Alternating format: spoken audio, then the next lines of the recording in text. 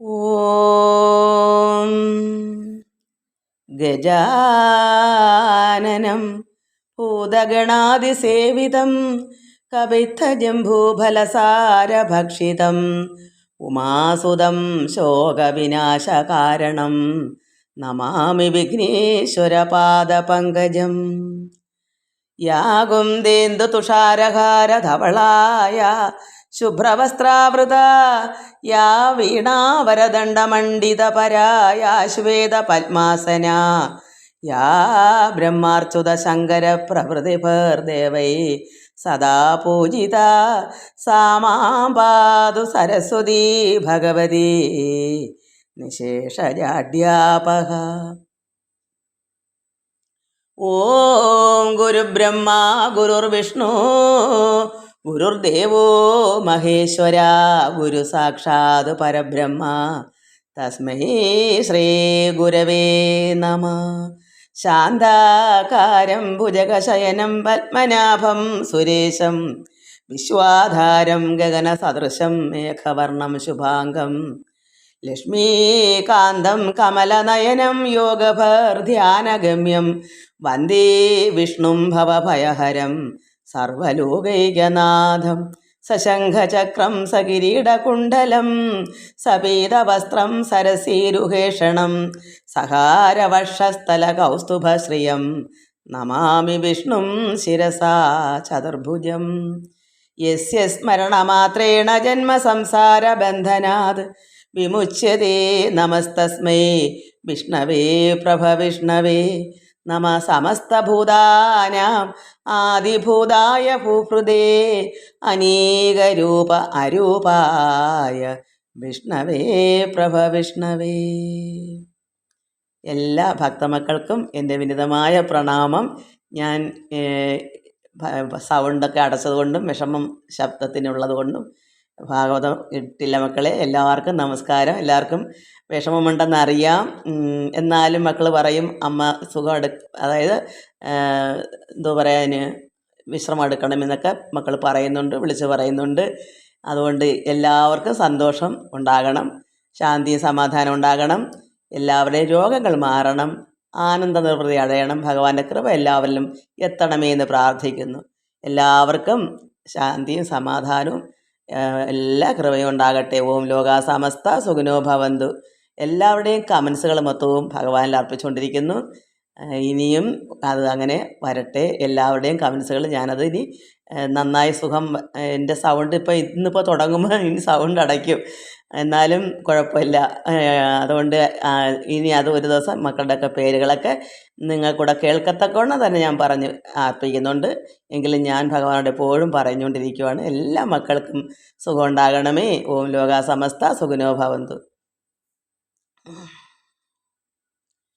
അമ്മേ നാരായണ, ദേവി നാരായണ, ലക്ഷ്മി നാരായണ, ഭദ്രേ നാരായണ. അമ്മേ നാരായണ, ദേവി നാരായണ, ലക്ഷ്മി നാരായണ, ഭദ്രേ നാരായണ. ഓം സർവമംഗളമംഗല്യേ ശിവേ സർവാർത്ഥസാധികേ ശരണ്യേ ത്രയംബകേ ഗൗരി നാരായണീ നമോസ്തുതേ.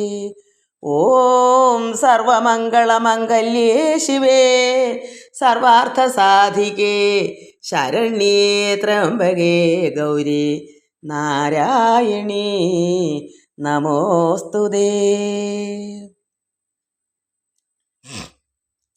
ഗുരുനാഥൻ തുണ ചെയ്യുക സന്തതം, തിരുനാമങ്ങൾ നാവിന്മേലെപ്പോഴും പിരിയാതെ ഇരിക്കണം നമ്മുടെ നരജന്മം സഫലമാക്കിയിടുവാൻ.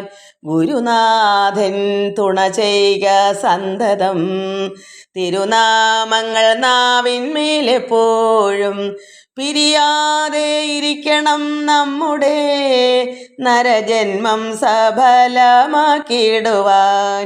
കൃഷ്ണ കൃഷ്ണ മുകുന്ദ ജനാർദ്ദന, കൃഷ്ണ ഗോവിന്ദ നാരായണ ഹരേ, അച്യുതാനന്ദ ഗോവിന്ദ മാധവ സച്ചിദാനന്ദ നാരായണ ഹരേ.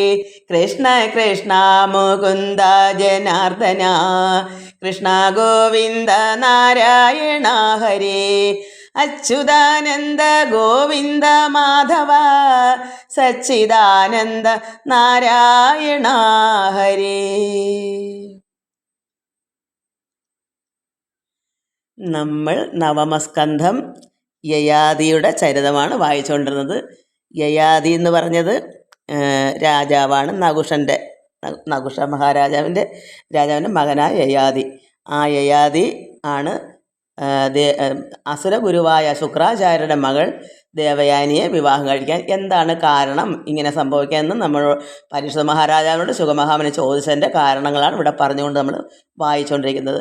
ഈ ദേവയാനിയും വൃഷപർവാവ് എന്ന് പറഞ്ഞ രാജാവിൻ്റെ ഇന്ദ്രന്, അതായത് അസുരകുല ഇന്ദ്രനാണ്.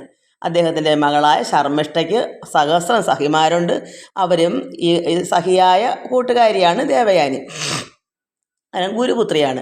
ഈ ശർമ്മിഷ്ഠയുടെ പിതാവിൻ്റെ ഗുരുവിൻ്റെ പുത്രിയല്ലയോ. അത് അവരൊന്നിച്ച് സന്തോഷമായിട്ട് എല്ലായിടും സഞ്ചരിച്ച് നദിയിൽ ചെന്ന് ക്രീഡ നടത്തി. അപ്പോൾ ഭഗവാൻ ഇങ്ങനെ പരമേശ്വരനും പാർവതി ദേവിയും കൂടെ ആകാശമാർഗ്ഗയെ വരുന്നത് കണ്ടപ്പോൾ അവർ പെട്ടെന്ന് നദിയിൽ നിന്ന് കരയ്ക്ക് കയറി വസ്ത്രങ്ങളൊക്കെ എടുത്ത് ഉടുത്തപ്പോൾ മാറിപ്പോയി. ദേവയാനിയുടെ വസ്ത്രം എടുത്ത് ശർമ്മിഷ്ഠ ഉടുത്തു. അങ്ങനെ അവർ തങ്ങളിൽ നല്ലതുപോലെ വഴക്കൊക്കെ ഉണ്ടായിട്ട് കിണറ്റിൽ തള്ളിയിട്ടു ദേവയാനിയെ, ഗുരുപുത്രിയെ, ശർമ്മിഷ്ഠ. എന്നിട്ട് അവരുടെ ഭവനത്തിലേക്ക് പോയി.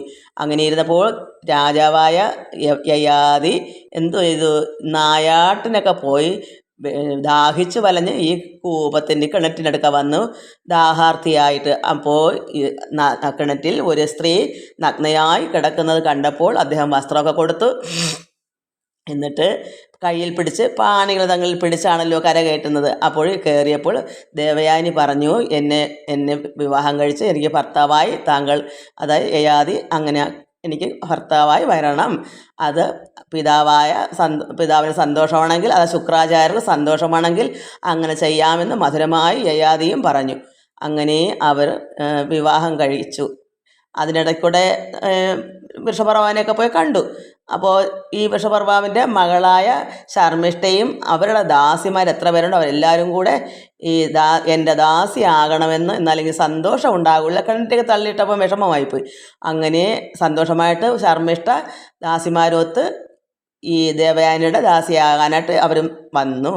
അപ്പോൾ ശുക്രാചാര്യർ ഈ ദാസിമാരെയും ശർമ്മിഷ്ഠയും കൂടെ ദാസികളായിട്ട് യയാതിക്ക് സ്വന്തം മകളെ കൊടുത്തപ്പോൾ ദാസിമാരെ ഉൾപ്പെടെ കൊടുത്തുവിട്ടു. അങ്ങനെ എന്നിട്ട് പറഞ്ഞു, ശർമ്മിഷ്ഠയുടെ കൂടെ ഒരിക്കലും രാജാവ് വസിക്കാൻ ഇടവരുതരുത്. പക്ഷേ ഇവിടെ ദേവയാനിക്ക് പിന്നെ 2 മക്കൾ വന്നതിന് ശേഷം രഹസ്യമായി ശർമ്മിഷ്ഠ ഇദ്ദേഹത്തിനെ വരിച്ചു. അതിലും 2-3 മക്കളുണ്ടായി. ഇത് അറിഞ്ഞ് ദേവയാനി ദേഷിച്ച് പിതാവിനോട് ഇത് പറഞ്ഞു. അപ്പോൾ എന്ത് വന്ന് പിതാവ്, ഇത് ഞാൻ ഒന്ന് ഓർപ്പിക്കുന്നത് എനിക്ക് പോലും മറവി, അപ്പോൾ മക്കൾ മറന്നുപോലും ഓർത്താ. ഇപ്പം തന്നെ ഞാൻ ഇത് എൻ്റെ ആ വീഡിയോ എടുത്തു വെച്ചൊന്ന് നോക്കിയിട്ടാണ് എങ്ങനെ ഇവിടം വരെ വായിച്ചെന്ന് പോലും ഞാൻ അടയാളപ്പെടുത്താനൊന്നും ഒത്തില്ല, അങ്ങനെ ചെയ്യാറില്ല. അപ്പോഴപ്പോഴും നോക്കിയെടുക്കുക ചെയ്യുക. ഒരു ദിവസം എടുത്തില്ലേ പിന്നെ ഒട്ടുകൂടെ അങ്ങ് മറന്നു പോകും.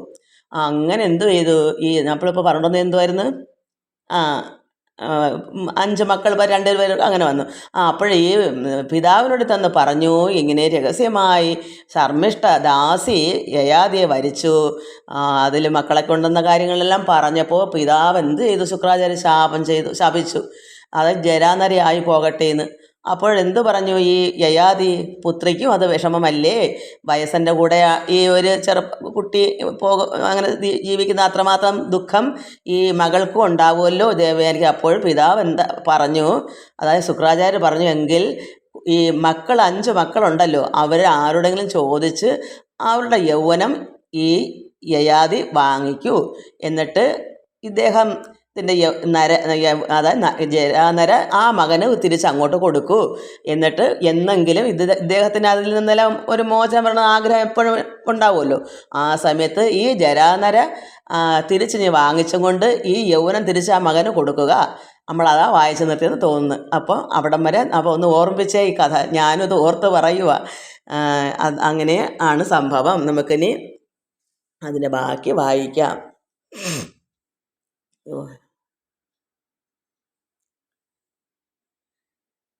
എങ്കിലോ സുതരോടും യൗവനം വാങ്ങിക്കൊണ്ട് സങ്കടം തീർന്നു രമിച്ചിടുക പുത്രിയോടും. അങ്ങനെ തിരിച്ച് ഇത് യൗവനം ഇങ്ങോട്ട് വാങ്ങൂ, എന്നിട്ട് സങ്കടം എല്ലാം മാറ്റി പുത്രി ദേവയാനിയുടെ വസിക്കൂ, രമിച്ചിടൂ എന്നൊരു ശാപമോക്ഷം കൊടുത്തു ശുക്രൻ. അപ്പോൾ മന്നവനങ്ങു ചെന്ന് പുത്രരോടുര ചെയ്താൻ, എന്നുടെ ജര ഇന്നു കൈക്കൊണ്ടു മടിയാതെ തന്നീട വേണം മമ യൗവനം. ആരെങ്കിലും എൻ്റെ ഈ യൗവനം ജര അങ്ങോട്ട് വാങ്ങിച്ചുകൊണ്ട് ആരെങ്കിലും ഇങ്ങോട്ട് എനിക്ക് നിങ്ങളുടെ യൗവനം തരൂ, മടിക്കാതെ. ഭോഗങ്ങൾ അനുഭവിച്ച് അന്ത്യകാലത്തു ജര വേഗേന വാങ്ങിക്കൊണ്ടു യൗവനം തന്നിടുവൻ. തിരിച്ച് ഞാനിന്ന് എൻ്റെ യൗവനം തിരിച്ചങ്ങ് തരാം എന്നതു കേട്ടു യദു മുതലായി 4 പേരും എന്നുമേ ഞങ്ങൾക്കിതു യോഗ്യമല്ലെന്ന് ചൊന്നാർ. അങ്ങനെ മൂത്തവർ തൊട്ട്, അതായത് ദേവയാനിയുടെ മൂത്ത 2 മക്കൾ തൊട്ട് പിന്നെ പോകെ ശർമ്മിഷ്ഠയുടെ മക്കൾ വരെ 4 പേര്. അപ്പോൾ ശർമ്മിഷ്ഠയുടെ 2 മൂത്ത മക്കളും മറ്റേ മക്കൾ 4 പേരും സമ്മതിച്ചില്ല, ഞങ്ങൾക്ക് പറ്റത്തില്ല, ഞങ്ങൾക്ക് യൗവനം തരാൻ പറ്റുകയില്ല എന്ന് അവർ, ഞങ്ങൾക്ക് യോഗ്യമല്ല, ശരിയാവത്തില്ല എന്ന് പറഞ്ഞു. പഞ്ചമനാകും പൂരു തന്നോടു നരവരൻ അഞ്ചാതെ ചൊല്ലിടിനാൻ. അങ്ങനെ ഏറ്റവും ഇളയ മകൻ, ശർമ്മിഷ്ഠയുടെ ഇളയ മകനായ പൂരു, അദ്ദേഹത്തിനോട് പറഞ്ഞു, നരവരൻ അഞ്ചാതെ ചൊല്ലി, നന്ദന വരിക, നീ ജ്യേഷ്ഠന്മാർ ചൊന്ന പോലെ ചൊല്ലരുതേതും തവ കോട്ടവുമുണ്ടായി വരാ. നിനക്ക് വിഷമമുണ്ടാവരുത്, നീ മൂത്തവർ പറഞ്ഞ പോലെ നീ പറയരുതേ, അങ്ങനെ ആകരുതേ. നല്ലത് വരും മേലിൽ താതഭാഷിതം കേട്ടു പൂരുവും ചൊല്ലേടിനാൻ. നീ അങ്ങനെ നീ ഒരു കോട്ടോ നീ അത് വിസമ്മതിക്കല്ലേ, സമ്മതിക്കണം, നിനക്ക് നല്ലതേ വരൂ മേലിൽ എന്ന് പറഞ്ഞു ഈ പിതാവ് പൂരുവിനോട്. താതഭാഷിതം കേട്ടിട്ട് പൂരു എന്താ പറഞ്ഞത് ചൊല്ലിട്ട്, ഞാൻ ഏതുമേ മമ ഹൃദയ സന്ദേഹമില്ല നൂനം, എനിക്ക് ഒരു വിഷമമില്ല, എനിക്ക് സന്തോഷമേ എൻ്റെ ഹൃദയത്തിലുള്ള ഒരു വിഷമവും ഇല്ല. ഉത്തമൻ താത ചിന്ത അറിഞ്ഞു ചെയ്യുന്നൊരു പുത്രൻ. അപ്പോൾ ഒരു പുത്രൻ എന്ത് വേണം? പിതാവിൻ്റെ ഇഷ്ടം അറിഞ്ഞു ചെയ്യുന്നവനാണ് ഉത്തമൻ. അതാണ് ഉത്തമൻ. താത ചിന്ത അറിഞ്ഞ് ആണ്ട് ഇവിടെ കിടക്കുന്നത്. ഉത്തമൻ താതചിന്ത അറിഞ്ഞു ചെയ്യുന്നൊരു പുത്രൻ. മധ്യമനല്ലോ പറഞ്ഞു ചെയ്യുന്നവൻ, പറഞ്ഞിട്ട് ചെയ്യുന്നവൻ മധ്യമനാണ്. ഇവിടെ പിതാവിൻ്റെ ഇഷ്ടം അറിഞ്ഞു ചെയ്യുന്നവനാണ് ഉത്തമൻ. അതുകൊണ്ട് ഇദ്ദേഹം ഈ പൂരു എന്ന് പറഞ്ഞ കുട്ടി സന്തോഷമായിട്ട് എനിക്ക് സമ്മതമാണെന്ന് സന്തോഷം കൊണ്ട് പറഞ്ഞു. എന്നിട്ട് പറയുന്നു, ഉത്തമനാണ് അറിഞ്ഞു ചെയ്യുന്നവൻ, അതുകൊണ്ട് ആ കുട്ടിക്ക് ഇതെല്ലാം അറിയാൻ ഒരു ജ്ഞാനിയാണ്. അപ്പം പറഞ്ഞിട്ട് ചെയ്തവൻ മധ്യമനല്ലോ. ചൊല്ലിയത് ആസ്ത എന്നീ ചെയ്തവൻ അധമൻ താൻ. പറഞ്ഞിട്ട് എന്നൊക്കെ പറഞ്ഞ് ഒഴിഞ്ഞ് പറഞ്ഞ് തരാനൊന്നും പറ്റത്തൊന്നുമില്ല, നോക്കാം എന്നൊക്കെ പറഞ്ഞ് ഒരുമാതിരി വല്ലായ്മ കാണിക്കുന്നവൻ എന്താണ്? അധമനാണ്. ചൊൽകിലും ചെയ്യാത്തവൻ താതൻ്റെ മലമല്ലോ. പറഞ്ഞിട്ടും കേൾക്കാതെ എനിക്ക് പറ്റത്തില്ല എന്നിങ്ങനെ പറയുന്നത് മലമല്ല. അപ്പോഴീ മൂത്ത 4 മക്കളും താതൻ്റെ മലമാണ്. കാരണം അവർ തീർത്തങ്ങ് പറഞ്ഞ്, എന്നാൽ നോക്കാം എന്നൊന്നുമല്ല പറഞ്ഞത്, തീർത്ത് ഞങ്ങൾക്ക് പറ്റത്തില്ല എന്ന് തന്നെ പറഞ്ഞു. അപ്പോൾ താതൻ്റെ മലമാണ് 4 മക്കളും. അറിഞ്ഞു ചെയ്യുന്ന ഈ ഉത്തമൻ ആരാ? ഈ പൂരു. അതുകൊണ്ട് നമ്മളെന്ത് വേണം ഇത് പഠിക്കാൻ? മാതാവും പിതാവും പറയാതെ തന്നെ അറിഞ്ഞ് എന്താ അങ്ങനെ ചെയ്താൽ വളരെ വളരെ നന്മയുണ്ടാകും. ആര് തരും? പരമാത്മാവായ ഭഗവാൻ തരും. ആ ഒരു തന്തയുടെ പിതാവിൻ്റെ ആ ഒരു സ്നേഹം, എൻ്റെ മകനത് ചെയ്ത് തന്നല്ലോ. അപ്പം മകൻ്റെ ഓടുള്ള ആ ഒരു വാത്സല്യവും ഒരു കൃപയും പിതാവിൽ തന്നെ ചെല്ലും. ആ പിതാവിൽ നിന്ന് ചെയ്യുമ്പോൾ തന്നെ പരമാത്മാവ് അത് അറിഞ്ഞ് ഈശ്വരൻ്റെ വളരെ വളരെ കൃപ ആ കുട്ടിയെ കിട്ടും. അതുകൊണ്ടാണ് ഒരിക്കലും ഗുരുദോഷം കാണിക്കരുത് മക്കൾ എന്ന് പറയുന്നത്. പിതാവിൻ്റെയും മാതാവിൻ്റെയും ഇഷ്ടം അറിഞ്ഞ് ചെയ്യണം. അതിനൊരു ഉദാഹരണം എന്നാണ്ട്, ഇപ്പോൾ എനിക്ക് തന്നെ ഇപ്പോൾ ഈ ഭാഗവതം വെച്ച് വായിക്കാൻ എനിക്ക് വളരെ ബുദ്ധിമുട്ടായിരുന്നു. കാരണം ഒരു കയ്യിൽ ഇങ്ങനെ ഫോൺ പിടിക്കണം, ഒരു കൈ ഇങ്ങനെ വിരൽ പിടിക്കണം. അപ്പോൾ എനിക്കിങ്ങനെ ഉണ്ട്. ഇപ്പോൾ ഒരു സ്റ്റാൻഡ് മക്കൾ അവിടുന്ന് മോളും എറണാകുളത്ത് നിന്ന് വാങ്ങിച്ച് കൊടുത്തു വിട്ട് ഇപ്പോൾ ഇതിലോട്ട് ഇങ്ങനെ വെച്ചു. മറ്റേ ഇങ്ങനെ ഒത്തിരി തുണികൾ ചുരുട്ടി ഇങ്ങനെ താങ്ങ് കൊടുത്താൽ ഇങ്ങനെ വെക്കുന്ന, അല്ല അവിടെ ഇരിക്കത്തില്ല, എനിക്ക് അടുത്ത് പിടിക്കാനും പറ്റൂലല്ലോ. അതിന് പൊക്കി വെക്കുന്നതിനൊക്കെ വലിയ ബുദ്ധിമുട്ട്. മകളും മരുമോനൊക്കെ വന്ന് കണ്ടിട്ട് പോയപ്പോൾ അങ്ങനെ അവരെനിക്ക് വാങ്ങിച്ചോടന്ന് കൊടുത്തു വിട്ടു. എന്തായാലും കൊള്ളാം. അതുപോലെ നമ്മൾ അറിഞ്ഞ് ചെയ്യുന്ന മക്കൾ ഉത്തമൻ. അതുകൊണ്ട് എല്ലാ മക്കളും ഇത് മനസ്സിലാക്കണം. മക്കളെ, നിങ്ങളെല്ലാവരും അച്ഛനും അമ്മയ്ക്കും വിവരമില്ലാത്തവരായിരിക്കാം. ചിലപ്പോൾ വിവരമുള്ള എൻ്റെ അച്ഛന് എനിക്കൊരു ഗുരു കാരണം പിതാവ് മക്കളെ ജനിപ്പിക്കാനേ പറ്റൂ. അതിനെ രക്ഷിക്കുന്ന ആരാ? ഗുരുവാണ്. എങ്ങനെ നമുക്ക് ഇനി മരണം കഴിഞ്ഞാൽ പിന്നെ ജനനമില്ലാതെ അമരത്വം നേടാനുള്ള ഒരു ജ്ഞാനോപദേശം തരുന്ന ഗുരുക്കന്മാരാണ്. പക്ഷേ എൻ്റെ അച്ഛൻ ഒരു ഗുരുവും കൂടെ ആയിരുന്നു. അതുകൊണ്ട് രണ്ടും അത് എന്നെ ജനിപ്പിക്കുകയും ചെയ്ത് എന്നെ രക്ഷിച്ചു, മരണത്തിൽ നിന്നെല്ലാം രക്ഷിക്കുന്നു. കാരണം ഈ അറിവൂടെ എൻ്റെ അച്ഛൻ എനിക്ക് അല്പമെങ്കിലും അത് തന്നിട്ട് തലയ്ക്ക് കൈയും വെച്ചിട്ട് എൻ്റെ ഉള്ളിൽ ഇപ്പോഴും പരമാത്മാവായി തന്നെ എൻ്റെ അച്ഛൻ്റെ ഉള്ളിലുണ്ട് ആ ഗുരു. അപ്പോൾ എന്താ, ഉത്തമനായാൽ അങ്ങനെ വരും.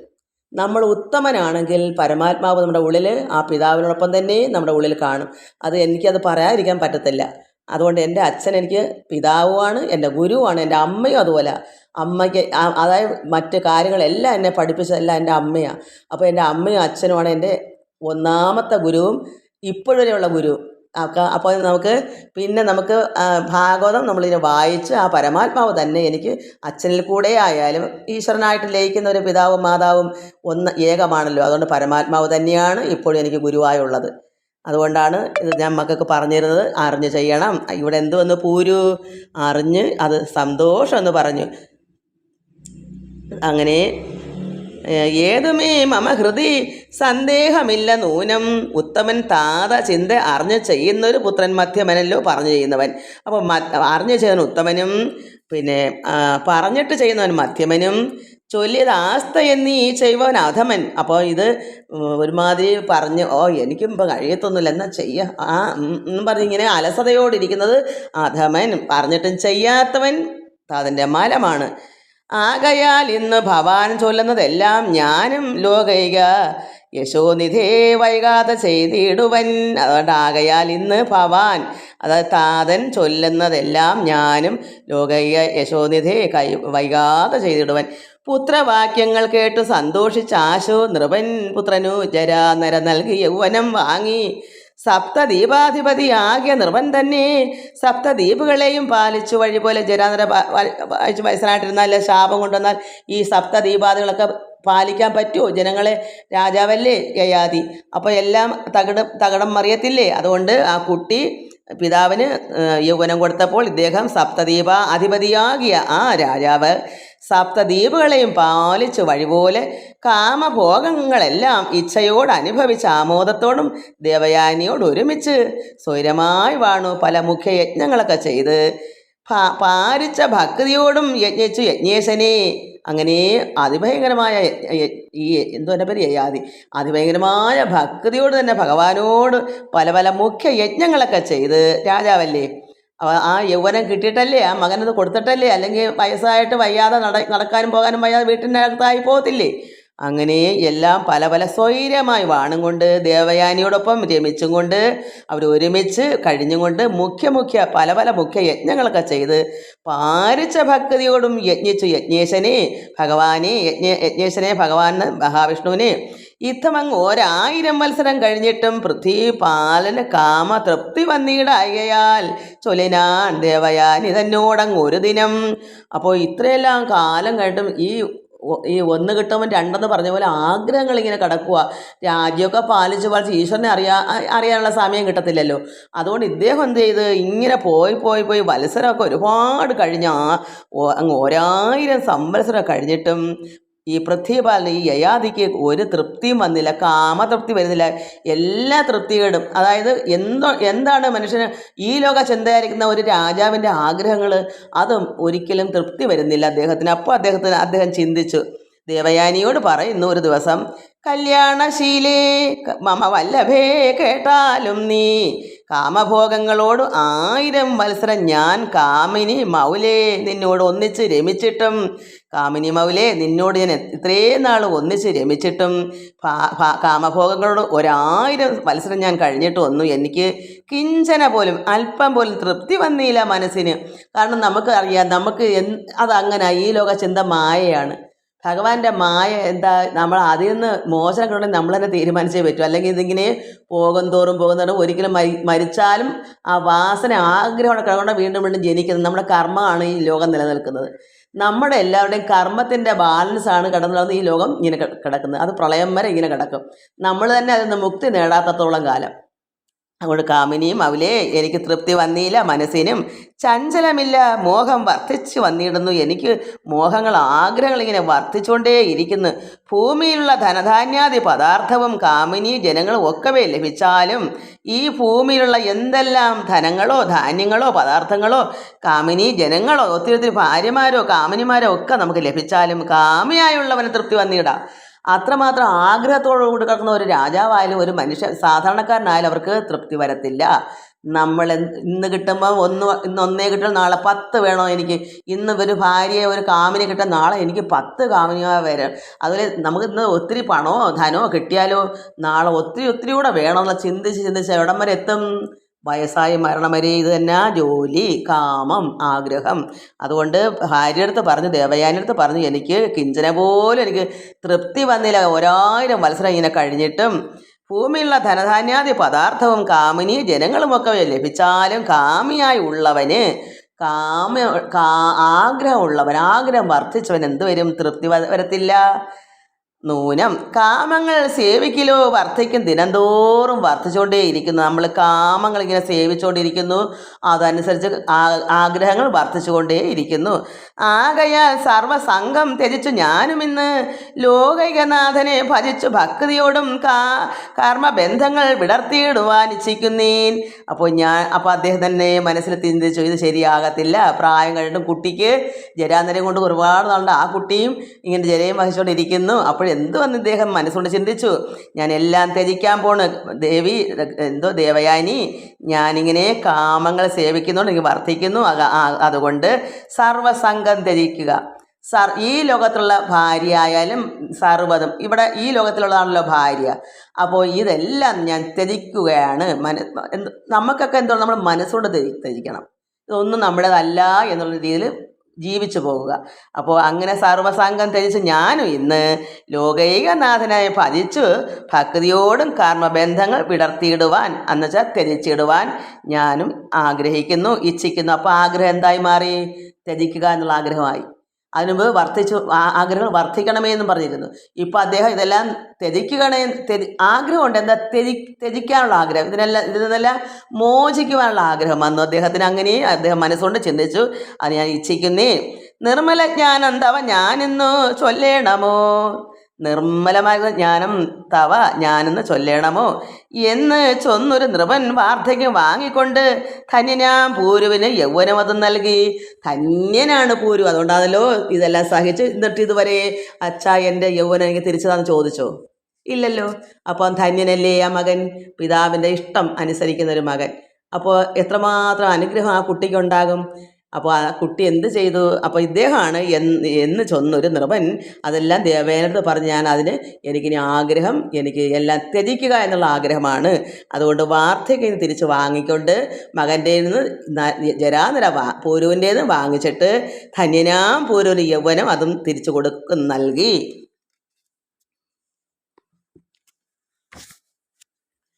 രാജ്യവും നൽകി പുനരഭിഷേകവും ചെയ്തു പൂജ്യനായി വാണാൽ പൂരു താതൻ്റെ കാരുണ്യത്താൽ.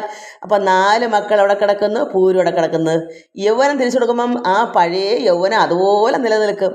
അപ്പോൾ കുട്ടിക്ക് അത്ര നാൾ വെറുതെ അവിടെയൊക്കെ നടന്ന് കളിച്ച് വാർദ്ധക്യം നടന്നാൽ തന്നെയും പിന്നെ അപ്പോഴത്തേക്ക് മറ്റേ 4 മക്കൾക്ക് കുറേ പ്രായം കഴിഞ്ഞിരിക്കും. ഈ യൗവനം അതുപോലെ തന്നെ നിലനിന്ന് നിൽക്കുകയാണ് ഇപ്പോൾ തിരിച്ചു കിട്ടിയപ്പോൾ. അപ്പോൾ ഈ കുട്ടിക്ക് എന്ത് കൊടുത്തു? രാജ്യം കൊടുത്ത്. അത്രമാത്രം കൃപ പിതാവിനുണ്ട്. 4 മക്കൾ വായി നോക്കി നടക്കും. അപ്പോൾ എന്താ ഉത്തമനായതിൻ്റെ ഗുണം? അത് നിങ്ങൾ മനസ്സിലാക്കണം എല്ലാ മക്കളും. നമ്മൾ മാതാപിതാ കാണപ്പെട്ട ദൈവമാണ്. മാതാവിന് ചിലപ്പോൾ വിവരമില്ലാതിരിക്കാം, ചിലപ്പോൾ അറിവില്ലായിരിക്കാം. എന്നാൽ ജനിപ്പിച്ച മാതാവിനെ ദേവിയായി കാണണം, പിതാവിനെ പരമാത്മാവായ ഭഗവാൻ നാരായണനായി നമ്മൾ കാണപ്പെട്ട ദൈവങ്ങളാണ്. കാണപ്പെട്ട അച്ഛനെയും അമ്മയും സ്നേഹിക്കാതെ നമ്മൾ കാണാത്ത ദൈവത്തിനെ എങ്ങനെ സ്നേഹിക്കും? അപ്പോൾ ഭഗവാൻ അനുഗ്രഹം എങ്ങനെ തരും നമുക്ക്? അമ്മയും അച്ഛനെയും അത്രമാത്രം സ്നേഹിക്കുമ്പോൾ ഭഗവാന്റെ കൃപ അവിടെ നിന്നാണ് വരുന്നത്.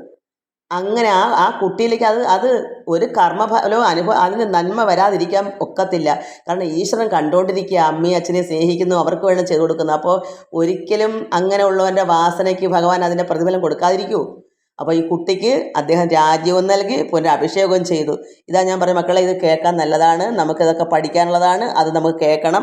അങ്ങനെ പൂജ്യനായി വാണാൽ പുരു താതൻ്റെ കാരുണ്യത്താൽ, ഈ താതൻ്റെ കാരണം വെച്ചാൽ അത്രമാത്രം ആ താതനും യയാതി നല്ലൊരു ഭക്തനല്ലേ, പക്ഷെ അദ്ദേഹത്തിന് ഒരു ശാപം കിട്ടിയത് അതായത് ഗുണം കൊണ്ടാണ് ശർമ്മിഷ്ഠ എടുക്കേണ്ടി വന്നത്. അയാളുടെ ദാനം കൊണ്ട് ധർമ്മം നല്ല, ഇവിടെ ഇതിനുള്ള ജ്ഞാനികൾക്ക് ഭാര്യ ഭർത്താവെന്നോ അങ്ങനെ അജ്ഞാനങ്ങളില്ല. അത് നമ്മൾ ഒരു വരെ ചോറ് ചോദിക്കുന്നത് പോലെ, എനിക്ക് ഇച്ചിരി ആഹാരം വേണം എന്ന് വയറിന് ചോദിക്കുന്നത് പോലെ തന്നെയാണ് ഈ ജ്ഞാനികൾക്ക് ഈ ശർമ്മിഷ്ഠ എനിക്ക് യയാതിയെ കൂടെ വരിച്ച് ഒരു കുഞ്ഞുണ്ടാകണമെന്ന് അവർ ആഗ്രഹിച്ച്, അത് ധർമ്മമാണ് അദ്ദേഹം ചെയ്തത്, അല്ലാതെ അവിടെ അഹങ്കാരപ്പെട്ടല്ല ചെയ്തത്. അപ്പോൾ അദ്ദേഹത്തിന് നമ്മുടെ ഈ ലോകത്തിലെ എല്ലാ കാര്യവും ഒരുപോലെയേ ഉള്ളൂ. വിശപ്പിന് ദാഹത്തിന് വെള്ളം കുടിക്കുന്നു, വയറിന് വിശപ്പിന് ആഹാരം കഴിക്കുന്നത് പോലെ തന്നെയാണ് ഇന്ദ്രിയങ്ങൾക്ക് ഓരോരോ ആവശ്യങ്ങളുണ്ട്, അത് നിറവേറ്റി കൊടുക്കുക. മറ്റൊരു കാരണവശാലും ആ കുട്ടിക്കത് കിട്ടത്തില്ലെന്ന് അറിയാം, ശാപം അങ്ങനെ കിടക്കുക, ദാസിയായിട്ട് തന്നെയാണ്. അപ്പോൾ ഇദ്ദേഹത്തിന് ധർമ്മം ഒരു മനസ്സിലൊരു ദയ തോന്നിയിട്ട് ചെയ്തതാണ്. അപ്പോൾ അയാൾ ഭക്തനല്ലാതിരിക്കുമോ? അഹങ്കാരിയാണോ? അല്ല. എന്നിട്ട് ദേവേനോട് തന്നെയല്ലേ കഴിയുന്നതും, അത്രയേ ഉള്ളൂ. അപ്പോൾ ഈ സന്യാസിമാർക്ക് ഇങ്ങനെ അവർക്ക് ഇതിൽ അജ്ഞാനമില്ല, അത് നമ്മൾ മനസ്സിലാക്കണം. അവർക്ക് വസ്ത്രം ഉടുക്കാതെ പോയാലോ അതല്ലെങ്കിൽ ഒരു പെണ്ണിനെ ചോദിക്കുന്ന കൊടുക്കുന്നത് അതിലൊന്നും അവർക്ക് അജ്ഞാനമില്ല. അവർക്ക് എല്ലാം ഒന്നുപോലെ കാണും, സമദൃഷ്ടിയാണ് അവർക്ക്. അതുകൊണ്ട് പൂജ്യനായി വാണാൽ പൂരു താതൻ്റെ കാരുണ്യത്താൽ, ഈ ലോകത്ത് ചിന്തിക്കുന്നവർക്കൊക്കെ ഇതൊരു അജ്ഞാനമായിട്ട് തോന്നും. യയാതി അവൻ ദുഷ്ടനല്ലേ, അവൻ പെണ്ണിനെ വെച്ചുകൊണ്ട് വേർത്തി എടുത്തില്ലേ. ഇതാരാ പറയുന്നത്? അജ്ഞാനികൾ, മൂഢന്മാർ, ഈ ലോകചിന്തയുള്ളവർ അങ്ങനെ പറയും. ഇവിടെ ഈ ലോകചിന്ത അല്ലാതൊന്ന് ചിന്തിച്ച് നോക്കണം. ദാനധർമ്മം എല്ലാം ഒന്നുപോലെയാണ്. നമുക്ക് വിദ്യ വേണമെന്ന് ഒരു ഗുരുവിനോട് അഭ്യർത്ഥിക്കുന്നത് പോലെ തന്നെയാണ് ഇന്ദ്രിയങ്ങൾക്കുള്ള എല്ലാ ആവശ്യങ്ങളും. അത്രയേ ചിന്തിച്ചാൽ മതി. അത് അങ്ങനെ ജ്ഞാനിയായവർക്ക് അങ്ങനെ 4 ദിക്കിലും യദുമുഖ്യന്മാരെയും ആക്കി. കാരണം രാജ്യം പാലിക്കുമ്പോൾ 4 ദിക്കും നോക്കാൻ ആൾ വേണം. അതിന് മറ്റുള്ള മക്കളെയും യദുമുഖ്യന്മാരും ഒക്കെ ആക്കി. കാലേതാൻ വനം പൊക്ക് ഘോരമായി തപം ചെയ്തു. ആരാ? യയാതി. അങ്ങനെ ഘോര തപസ് എത്ര നാൾ സുഖിച്ചു കഴിഞ്ഞു. എല്ലാ രാജ്യങ്ങളും നോക്കി എല്ലാം ഈ പൂരുവിനെ എല്ലാം കൊടുത്ത്, മറ്റുള്ള മക്കൾക്ക് മറ്റ് കാര്യങ്ങളൊക്കെ കൊടുത്ത് അങ്ങനെ തപം ചെയ്തു. അന്തരാത്മന് പരബ്രഹ്മത്തെ ഉറപ്പിച്ചു.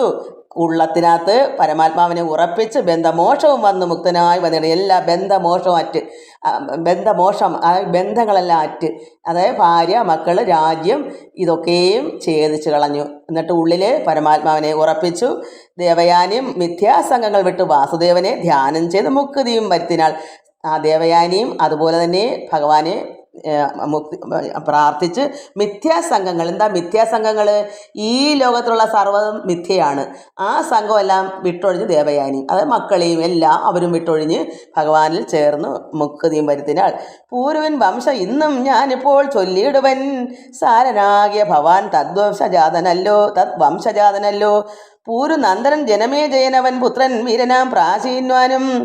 അത് ഇനി ഇതിൻ്റെ ഇതൊക്കെയാ എന്നാൽ അതൊന്നും വായിക്കാൻ സമയമില്ല നമുക്കിന്ന്. ഇത്രയേ ഉള്ളൂ. എല്ലാവർക്കും നമസ്കാരം. അപ്പോൾ എന്ത് വന്നു? പൂരുൻ വംശം ഇന്നും ഞാനിപ്പോൾ ഇനിയും ഉണ്ട്. അതാണ് ഈ പറയുന്നത്. ഈ പൂരുവിൻ്റെ വംശം ഇന്നും ഞാനിപ്പോൾ ചൊല്ലിയിടുവൻ, സാരനാകിയ ഭവാൻ തദ്വംശജാതനല്ലോ. അതുകൊണ്ട് ഇത് ഭഗവാന്റെ വംശമല്ലോ, സാരനാകിയ ഈ ഭവാൻ എന്നിവിടെ സുഖമഹാമൻ ഇതെല്ലാം പറഞ്ഞു. ഇനിയും പറയാനുള്ളത് നമുക്ക് അടുത്ത പ്രാവശ്യം വായിക്കാം. അത്രയേ ഉള്ളൂ. ഇത് ശകുന്തളോപാഖ്യാനമായി ഇത് ചേർത്തൊന്ന് വായിച്ചിടാം. എല്ലാവർക്കും നമസ്കാരം. ഓം ലോകാ സമസ്ത സുഖിനോ ഭവന്തു. ഹരി ഓം ഹരി ഓം ഹരി ഓം.